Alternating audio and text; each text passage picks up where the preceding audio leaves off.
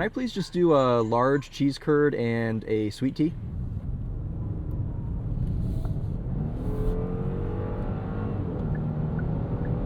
Hey everyone, welcome back to Topher Drives. For this week, I've been daily driving this 2026 Genesis G80 3.5T Prestige Black, the new murdered out trim level of Genesis's executive sedan, a car that still seems to fly under the radar a bit. And this week, over the last 100 or so miles that I've put on this, I've been trying to figure out why the businessmen are scared to buy this still. I feel like I never see these. And I don't know if it's because Genesis has really only been their own brand for about 8 years now. Well, 2015 officially, and then when the G90 came out in 2017, that was their first car. So I guess they've only had 8 years to kind of make a statement, but these businessmen are very comfortable still buying their BMW 5 Series or Mercedes E-Class. So I wonder if this car has to kind of marinate in the market a little bit longer before they're comfortable buying it. But I don't know. If I was a businessman, this is what I would choose. This thing is absolutely stunning, especially in this new dark, I keep wanting to call it the dark trim, the black trim, which is very Rolls-Royce black badge of them. Everything is blacked out on this, and I'm usually not one that likes a murdered out car, but this looks, it's just stunning. I mean, even though this one looks like it's been to the Bonneville Salt Flats because it's December in Michigan right now, it still looks quite good. So this particular car in front of us is about $82,000, so it sits right where a BMW 5 Series or a Mercedes E-Class or a high-trim Cadillac CT5 or an Audi A6 if they still make that. The new Audi lineup is a little bit confusing, so I lose track of them, but this honestly just seems like the no-brainer choice in the segment, and I hope today to show you why as we go through and see what it's like to live with this. It is currently December 24th, and I've done about 99% of my Christmas shopping, but I do want to stop over at Barnes & Noble to see if they have any Pokemon cards to stick in Emily's stocking. So we're going to run first to Culver's to grab some cheese curds to do some snacking on the way, because I'm not going to be able to handle the general public on Christmas Eve unless I've got some cheese curds. And then we'll go to the store and probably top up the fuel tank on this as well, because it's quite thirsty and I've already burned through about half a tank. So we'll go through all the motions with this today and see what it's like to be a businessman in 2026, I suppose. This will be the last video I film this year, I think. So let's make it a good one. Let's poke around this. Okay, so we talked about this is about $82,000, and this is different from the Sport Prestige. So this is actually technically the top trim, but it is missing a few things that the Sport Prestige gets. So this doesn't have the rear wheel steering, and while this does have the same adaptive dampers, they aren't sport tuned. So it does ride a little bit better than the Sport Prestige. This is about $1,000 more expensive, but you do get lots of blacked out amenities and 2 color choices. This one is in Vik Black, but you can also have Uyami White. But the coolest thing about this, floating center caps. I told you they were going for Rolls-Royce with this, and they've completed the look with these, and I think they look quite nice. The only bummer is you can't actually spin them from outside the car because they're like encased in these little covers, but I do love that they have added that. So since this is a top trim, of course, we have under the hood the 3.5-liter twin-turbo V6, still producing 375 horsepower and 391 pound-feet of torque. Power is fed through an 8-speed automatic to all 4 wheels. So not only is this the businessman's express in somewhere like California, it also can be in Michigan, driving all 4 of its wheels, and we have an all-season tire on this as well. I just want to check these floating center caps out again. But we have a squared setup 245/40 R20 on a Pirelli P0 all season.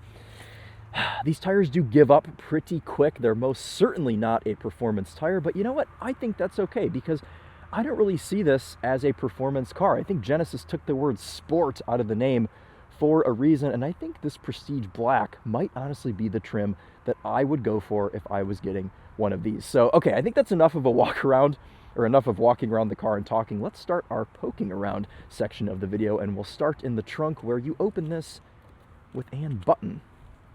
Just got to hit that a little harder. There it goes.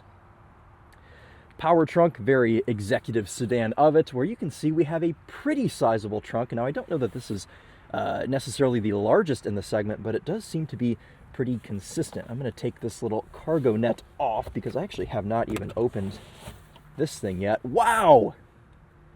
And I'm glad I saved it till now, because I am very pleasantly surprised to see a Space Saver spare. That is a 19-inch spare wheel. My goodness, and they do shoehorn that in there on top of the battery. And it looks like the owner's manual is down in there too, so it doesn't rattle. Okay, we'll leave that alone. Reattach our cargo net, keep our snow brush from rattling around, and we'll close the trunk with that little button. Before we jump in and show you the interior, let's talk a little bit more about this powertrain. So this is not a new engine. In fact, this has been around in the Genesis lineup for quite a while now. And we see this in things like the V80, the GV70, the G90. They all sort of have versions of this. But in this car, it's kind of the typical power output, 375, 391. And it's not very efficient. You know, this engine is kind of showing its age from that perspective. I've done about 100 miles in this car this week, and I've been averaging about 16 miles to gallon. Now, the EPA rates this at 15 mpg city, but 24 highway. So we're kind of doing closer to the city rating, even though I have done some mixed driving this week, which I think the EPA rates at about 19. But it is cold in Michigan, so that doesn't help, and we've been doing some idling, letting this thing warm up and everything else. But I do like the way that Genesis presents their engine compartments. I like the strut bracing, I like the simple engine cover, and I like that we get these hood struts. I also just like the shape of the hood. I like these little bits here. You can see when it comes down, these bits that kind of go into the fender body line, into the grille, which is exclusive for the Black. We've got a black grille, black badges, black housing headlights, black wheels, floating center cap, black window trim. Anything you can think of, they've made it black, except the taillights, which is good because that would have looked stupid. But I think this is one of the only cars that I would actually consider putting a window tint on, because I don't know about in the US yet. This doesn't quite have like the Maserati Quattroporte effect. But if you saw this pull up with limo tints, I think you'd be scared to see who would get out of it. So let's jump in the back real quick. And obviously this has a black interior. This is your only choice on the Prestige Black trim level. But Genesis has gone through and they've blacked out more than just the seats. They've done the speaker covers and the wood. So everything back here is blacked out, even though I can't get these window shades to do up quite easily. There we go. That is up now. Fold down armrest with an entire center console and a button to put the rear sunshade up, which isn't going to work right now because the car is not on. Heated rear seats, and then we have these little cup holders here behind that trap door. And if you're not using that as a console, you could technically use it as a middle seat, but I don't think you'd want to, because this is how you sit in the middle rear seat of a Genesis G80. So quite a big drivetrain hump, of course, for that drive shaft going to the rear wheels. So I would kind of consider this a 4-passenger vehicle, and it's more comfortable that way anyway, because then you can have this console down, rest your arm here, and leave the 5th person at home, or maybe call them an Uber. Climate control panel there. I mean, that's about all it is. Vents, and then you have these controls back here as well to move the passenger seat up and away from you if you are being chauffeured, which I always love to see that, and I feel like it's the most appropriate in the G80 and G90. Alcantara headliner, big pano roof that comes all the way, not quite all the way actually, almost all the way to the back seat, but I've got little cutouts here for my head, and sat behind myself at 5'11", I have plenty of room, and this seat is currently in its comfort access position, so it would be a little bit further if I were actually driving the car. Let's jump out. You can see these rear doors are massive. This is like proper executive sedan stuff. It's not quite the G90, but this might just be like the perfect Genesis. I think this kind of like encompasses what they want the brand to be. It's this car. So let's jump in, fire it up, and go for a drive. I love their commitment to everything being black, because they haven't even done a contrast stitching. It's just all black. There's no like red stitching on the seats or anything. Even the Genesis badge on the steering wheel is black.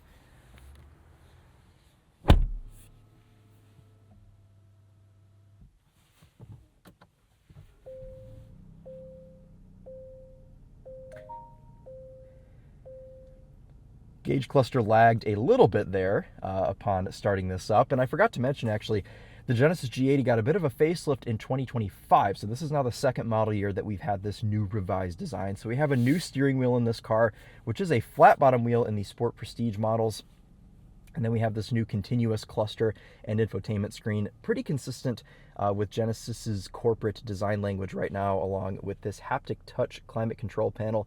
The G80 got all of this last year, and I think it works pretty well. I mean, I've never been a big fan of what Genesis is doing with their infotainment and gauge cluster. I think it kind of cheapens the look of the interior, because how nice would this interior be otherwise if we had our own separate gauge cluster that was mechanical? And then, the infotainment screen can do its own thing, and that's fine. You have to have that in 2026. But I think this interior would just be so much classier if we had a real gauge cluster. They do fake it a little bit with this clock here in the middle, which you can turn off if you don't want it. But I do like having a fake little clock right there because, I don't know, spruces it up a little bit. No piano black down here, which is nice. We have more of this exclusive black wood that you get with the black trim. Split folding armrest, which is heated on the Sport Prestige model, but not on the Prestige Black. I don't understand why that is, especially when you pay more for this. And then I think otherwise, it's just really nice design language. I mean, I like the look of this dash. I like that it's leather stitched on the top. I like that the ambient lighting glows out onto the wood. Everything is wrapped in nice material except the top of the door panels. That's the only place where things look cheap in here. But you have this, what would be a two-tone steering wheel if you weren't in the black trim car, with this little stitch that goes around the front of the wheel.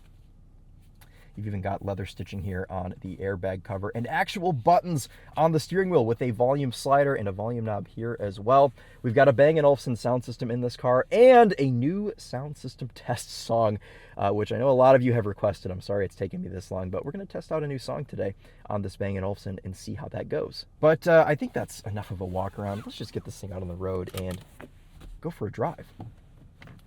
Into reverse with our dial shifter, which for these facelifted Genesis cars, they've made look a little bit different than the infotainment knob down here. I will admit, this is the first time in a while that I went to scroll on the infotainment and I put the car into drive in the driveway yesterday. It's a little bit embarrassing because I do drive these cars a lot, so it goes to show that you still can make that mistake. But I hope Genesis's fix for this isn't just getting rid of the knob, because I do like having it for the infotainment. You can see we have a nice quality 360 camera and a pretty high quality reversing camera as well. Going into drive will put your front facing camera up, which is nice for something that's not an SUV, because you are at more of a risk to scrape the front bumper on a curb.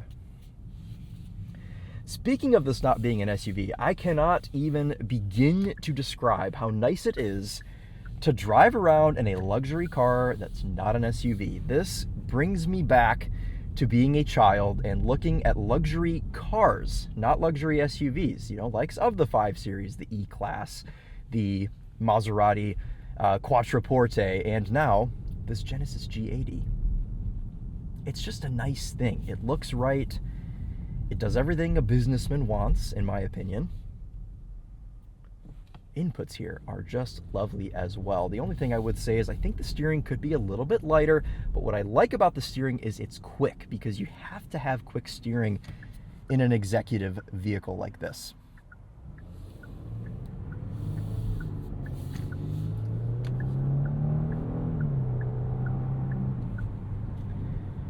Now, to be fully transparent, I've never really been the biggest fan of this 3.5-liter twin-turbo V6, but this car, it feels the most at home. I feel like this engine was kind of developed for the G80, which makes sense because it's a pretty appropriate power level, having almost 400 horsepower. Now, this is quite a heavy car, though. It does weigh about 2.5 tons, which was surprising when I read that figure.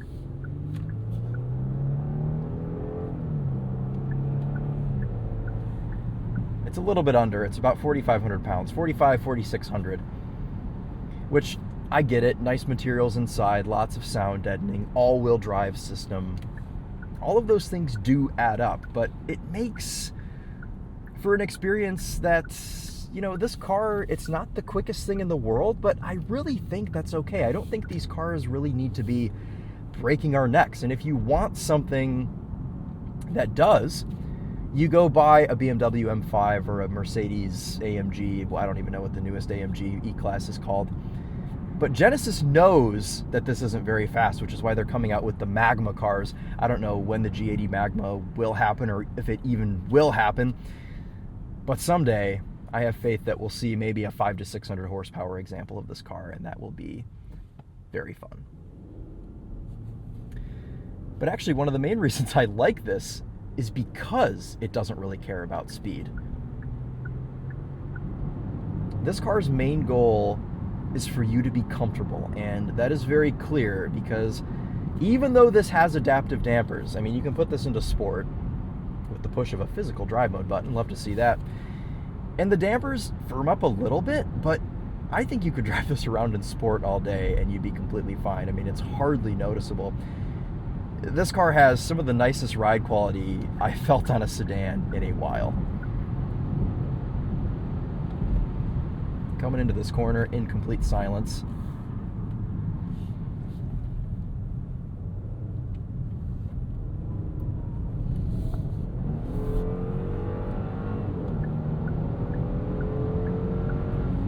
These tires give up at about 40, so we had to creep around that corner there, but as you can see, I mean, it has enough power to get out of its own way. I'm certainly not calling this car slow, and to bring Rolls-Royce up again, it's adequate. You can see there are average 15.8 mpg over the last 96 miles. I'm going to put this back into comfort mode because I want to show you something that I think is pretty cool. So this gauge cluster layout, it's very black and white like the rest of the car. Everything's blacked out. But when you get to a certain RPM, it makes the red line red. So we'll show you that now. You can see there it's all white. Now watch. That's pretty cool. I like when digital gauge clusters have little party pieces like that. The Sport Prestige Genesis cars are cool too because you get the Sport Plus mode with launch control and it lights the gauge cluster needles on fire, which is a fun little touch too. Anyway, let's put this back into sport and we'll see how this gets off the line in a bit of a launch. Now this doesn't have launch control, but you can brake boost it and it'll do the thing. We just got to turn the stop start off, and here we go.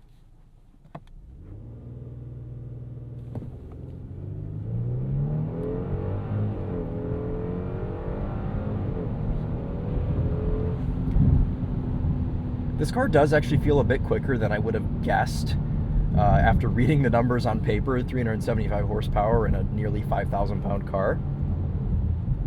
So it does what it needs to do. There's definitely no meeting you would miss if you were taking this to the office. I mean, it would still get you there in time. Now here comes the best portion of this, which is the ride test. Here we go. And this thing, it genuinely floats. Like, I don't know what they've done to tune the dampers in this Prestige Black model, but I've never been in a Genesis, apart from the G90. I don't even know if the G90 rode this well.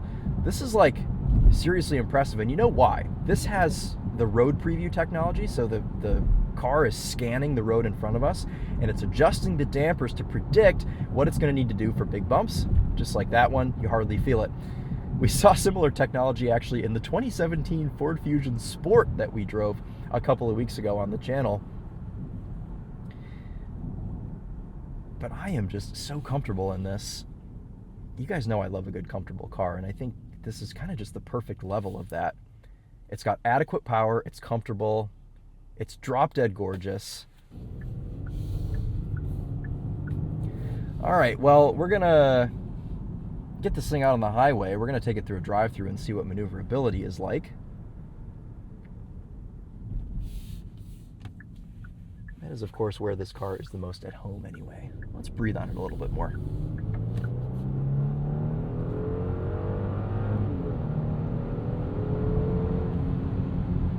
Yeah.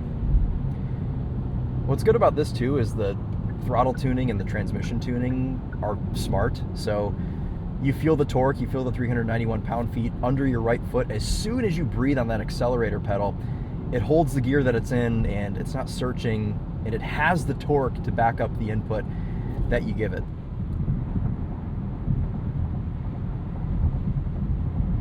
It's also just incredibly quiet. This is otherwise a pretty loud section of road, and we're just We're soaking it all up. Blind spot warning going off there. We'll talk about highway stuff on the way back because we got to go all the way to the next town over after we get our cheese curds. As far as comfort goes in here, ergonomics, it's nice. You know, the only thing I don't super love about the way that they have these consoles designed is that you have to be like sat really far back in order to have comfy elbows, which I am. You know, I can rest my elbow on this, but if you were someone that was a little bit shorter, I don't think you'd be able to rest your elbow because this console is so big. And it's pretty, I understand that, but it is a little bit of a waste of space. So maybe a redesigned console in the future, but left elbow, it's comfy enough. I think they could add a little bit more padding to this as well, but I think what they're focused on here is longevity because, like I said in the beginning of the video, they don't have a ton of heritage. They've only been at this for less than 10 years. So they're trying to make cars that kind of give them a good reputation. I think Genesis is playing it safe a little bit, which is okay. That's totally fine. I don't blame them for that. Trust that this is a nice interior. Also, I haven't heard a single rattle from it this week.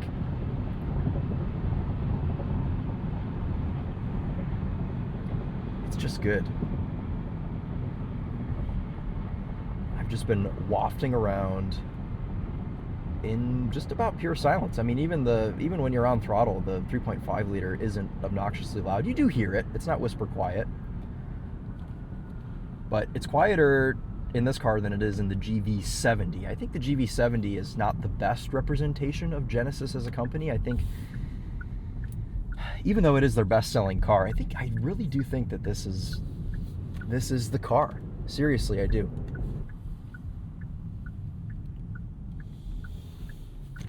Turn signal cameras. Check this out. I mean, hardly any steering angle required when pulling in here. I don't know where Mima's going. Hello. Nice lady. Okay, let's go ahead and order. Hello, welcome to Culver's. Cabin in. Can you order first, please? Yep, Chris. What can I get first for today? Can I please just do a large cheese curd and a sweet tea? Did you like any ranch or marinara for that? No, thank you. 1068 for 4th window. Thank you.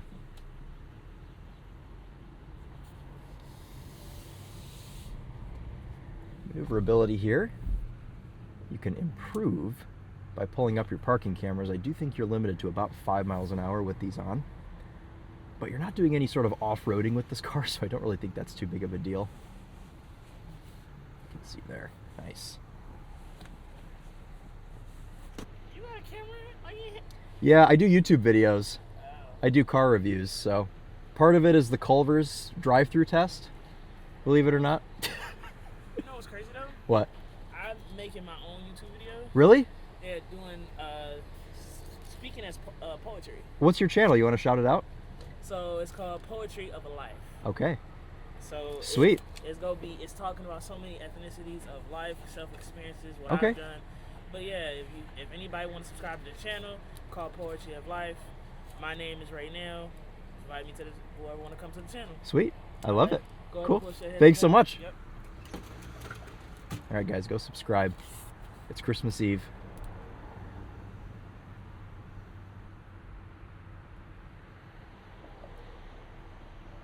Into park we go. Let's use this cup holder. I do love a good cup holder that's hidden behind a trapdoor because it spruces up the interior. This spruces up the console just a bit more.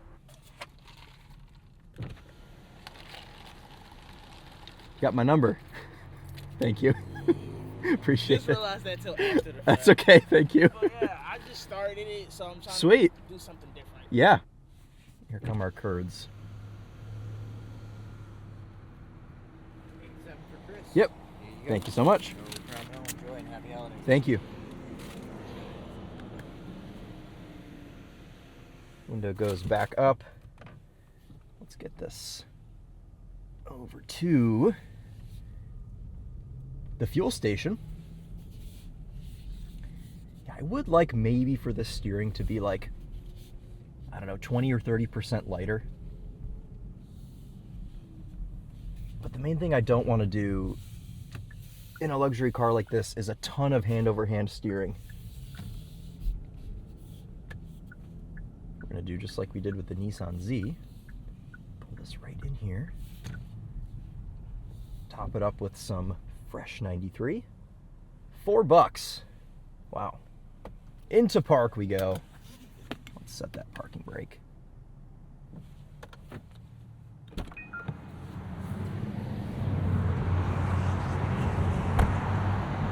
I'm thinking I'm still driving the Nissan Z. The fuel filler's on the driver's side. All right. I'll just edit that out. Just edit that part out. All right, we are now magically facing the other way. There you go. I'm gonna try not to smash the door. What is the point of these things? Is that to protect, so if someone crashes into it, they don't take the gas pump out too? I guess the huge tower of bricks isn't enough. Just go ahead and push on that. There is no lock inside. And it's interesting, it just says premium fuel recommended, but we will be sticking 93 in this today, don't worry. Oh, that's it. 6.96 gallons.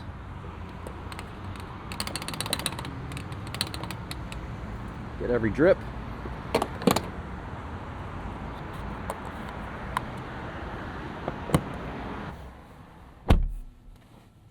Ingress and egress is so nice with this comfort access, but also, even though this is a car, it's a little bit lower to the ground, not hard to get in and out of at all.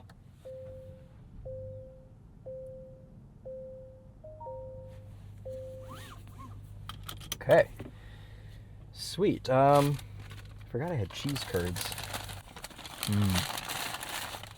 Oh yeah, oh yeah. Ooh, that's hot. Okay, let's get this Genesis G80 out of the gas station.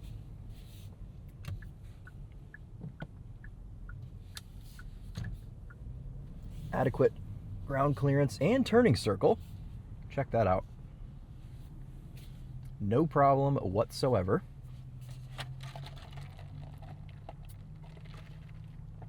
Quench is a funny word, but I feel it.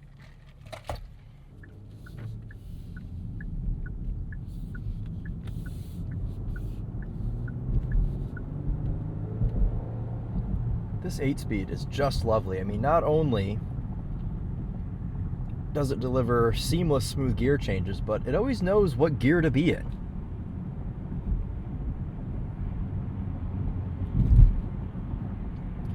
This is such a lovely entrance ramp, and somehow people still find a way to merge going 15 under the speed limit. Oh, maybe we'll only do 10 under merging today.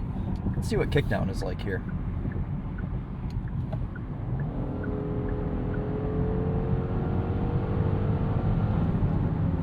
Good. You know, this is one of the only cars that I actually don't typically drive with the screen and CarPlay, because I think their infotainment design with this Calm display is so pretty, especially in this car with like the whole black theme going on, having this black screen with like the subtle little clouds and golden hour light poking out from behind the gauges. It's such a good look.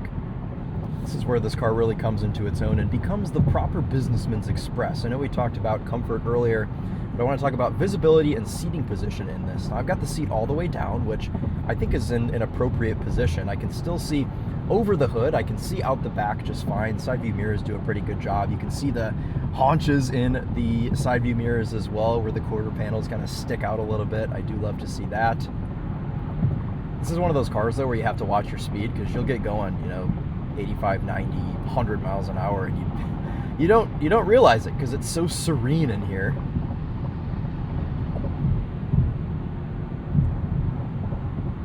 Anyway, let's jump back over and we'll try out the cruise control. Of course, with this being a Genesis, you know, a Hyundai Motor Group car, it has all of the cruise control aids in the entire world. So it's got the steering assist, it's got the lane keep, it's got the adaptive cruise, all the stuff that you'd expect to see on these cars. I mean, a couple of years ago, you could have gotten a Kia Rio, and it has most of what this car has. I believe this has Highway Assist 2. It does. Okay, so this has Highway Drive Assist 2, which means it does the stupid lane change thing, which I hate. You guys know that I don't like this at all on these Hyundai and Genesis cars. Also, why is this going 68? I don't know why this is doing this right now. All right, we're going around the turn. Okay, it's doing the steering for us. That's good. This part of the Highway Drive Assist is good. It can do the steering on its own. that's fine. Gives you time to like take off a jacket or something, or you know, whatever you need to do. What I don't like is the lane change. Okay, so we'll go for a pass here. It's actually behaved that time quite well because it probably knows it's on camera. But you have to have your hands on the wheel the entire time, which, okay, sure. But if it senses the smallest amount of input ever, it cancels the entire thing. Wow, oh, there you go. Lane assist canceled, steering input detected, but it had already pretty much completed it at this point. Honestly, out of all of the Hyundai and Kia and Genesis cars that have had this, that trailer is terrifying. Yep. This is the thing, okay? What I don't like about this system is you have to put more thought into the actual lane change than you would if you were just doing the lane change yourself, you know, shoulder checking and getting over. Because you have to be so precise with your hand movements for the car to do it itself. It's like not worth it. Like you saw there, I wanted to get out of the way of that sketchy trailer that's bouncing all over the place. So I put my signal on and I started the lane change. Well, I was just doing the lane change and it canceled its assist. So it's just stupid. It's stupid technology that we don't need. Don't mind the steering assist, I don't mind the lane keep assist, I don't mind the adaptive cruise, but the lane change, it's dumb. Unless you're gonna have a system where you literally touch the turn signal and the car does the lane change itself, I don't want it. Anyway though, once you get past all that, obviously we talked about this being just one of the coziest cars ever, and it really truly is. The seat's got some pretty good adjustment to it as well. You've got a leg extension, check it out. Very nice. We've got very long legs, I suspect that would be nice for you. And then you've also got, what does this one do? Seat bolster, that's good. Only thing I think we're missing here is massaging. I don't feel a massage button down here. Oh, I spoke too soon. It does have massaging seats. How dare I speak wrong about this car?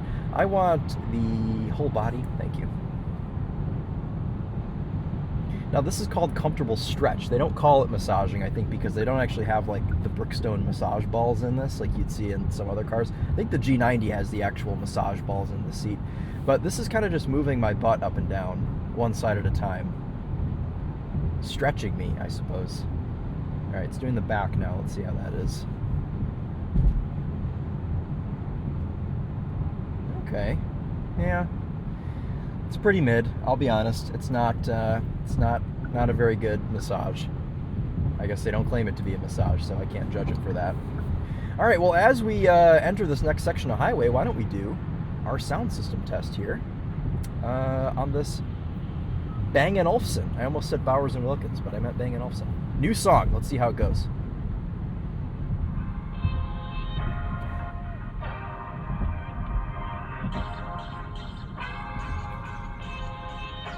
Why are we going 46? What is happening? 43.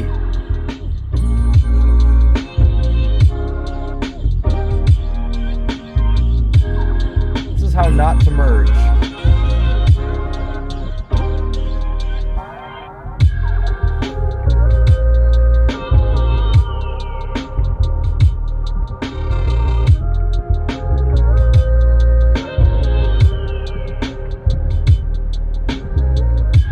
Probably shoot that gap, but I'll be nice.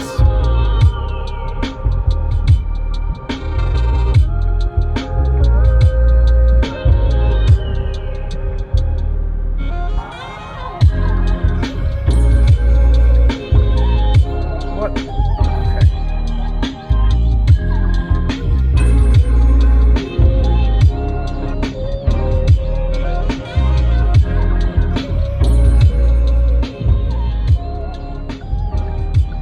It's a good sound system in here. I mean, tons of power, and this is a league above something you'd see in like a Hyundai with a Harman Kardon or a Bose or a Kia with a similar system. The Bang & Olufsen in here, pretty similar to like the old Lexicon systems that these cars used to have, but they've got lots of power and they're tight. Nothing in here rattles when you have a hard bass hit or something like that. You've also got pretty crispy highs with the tweeters here that are black in the Prestige Black trim, but it's just a really nice, like creamy, powerful, like thick sound system, if that makes sense. I don't know how else to describe it, but it's a good system and I very much love it. We're gonna kill the comfortable stretch there. I don't know that I love that song actually for a sound system test. I feel like it's not, like it doesn't demonstrate enough of the potential, but you guys can let me know what you think. Or if you have any copyright free songs that are in the YouTube library, let me know. We can try them out, because it would be cool to get like a playlist together of sound system test songs, so we're not constantly using the same one over and over.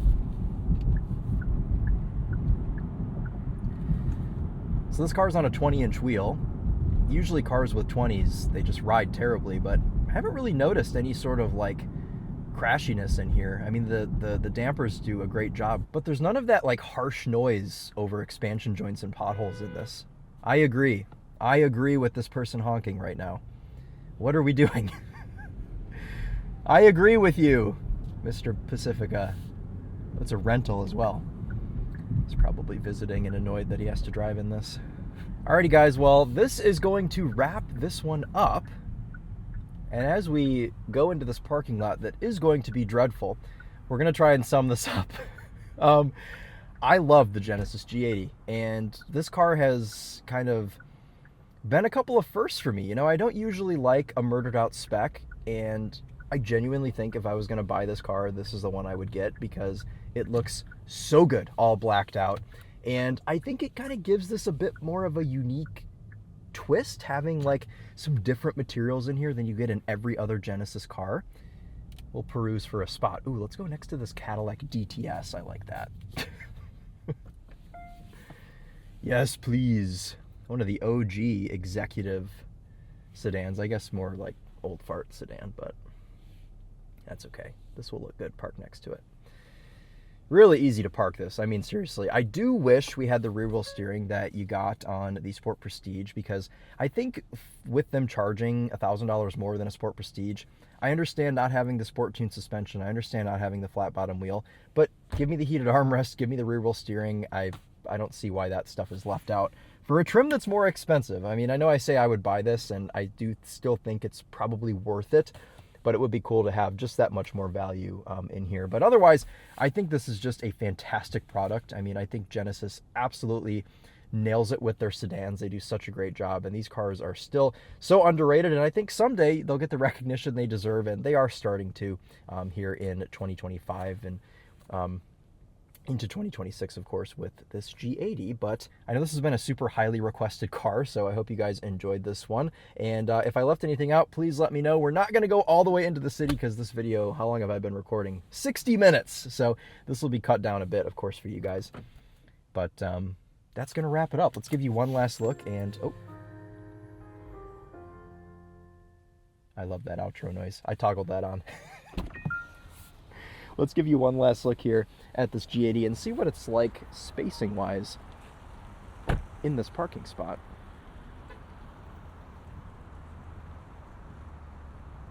Yeah, fits with no problem at all.